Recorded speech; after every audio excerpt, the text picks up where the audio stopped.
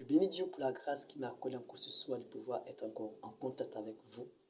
Mon message ce soir, c'est pouvoir tirer encore l'attention de quelqu'un. S'il te plaît, toi qui as l'habitude de juger les gens, s'il te plaît, tiens-toi à l'écart de ces jugements-là. Tiens-toi à l'écart de ces mauvais jugements.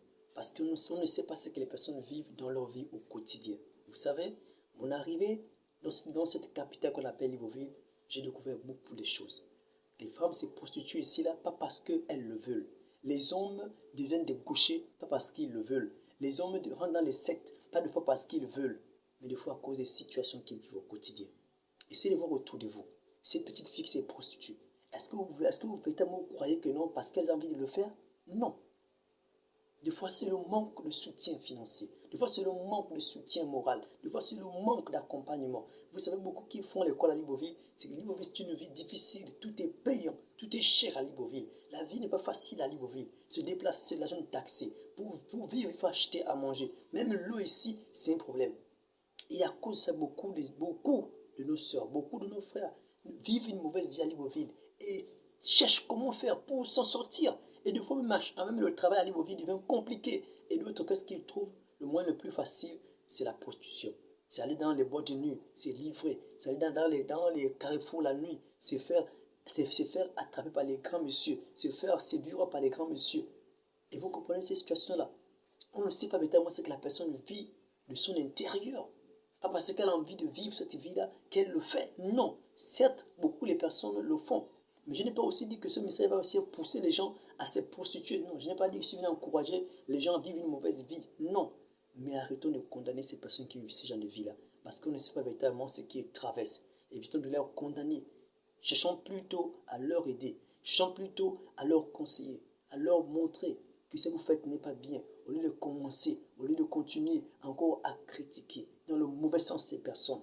Aidons-leur au contraire à quitter cette situation-là. Si tu peux les aider financièrement, aide-leur à ne plus vivre cette vie-là. Si tu peux les aider financièrement, aide-leur. Si tu peux les aider mentalement, aide-le. Aide ces personnes. Parce qu'on ne sait véritablement pas ce que les personnes la traversent. On ne sait pas ce qu'ils vivent au quotidien. On ne peut pas imaginer les réalités que d'autres vivent dans leur demeure. On ne peut pas imaginer cela.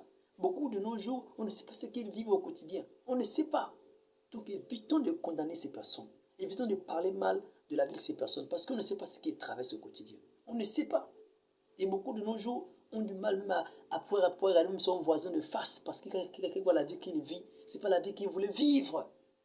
Mais à cause d'une situation, il est obligé de vivre cette vie-là parce qu'il doit s'en sortir pour pouvoir changer son destin. Donc s'il te plaît, évite de condamner ces personnes. Évite de parler mal de ces personnes. Parce que ce que ces personnes vivent, on ne saura pas expliquer. On ne saura pas leur comprendre même mieux qu'eux-mêmes. On ne saura pas. S'il te plaît, prends la peine dorénavant de ne plus les critiquer, de ne plus parler mal de ces personnes. Ce message me venait à cœur durant la journée.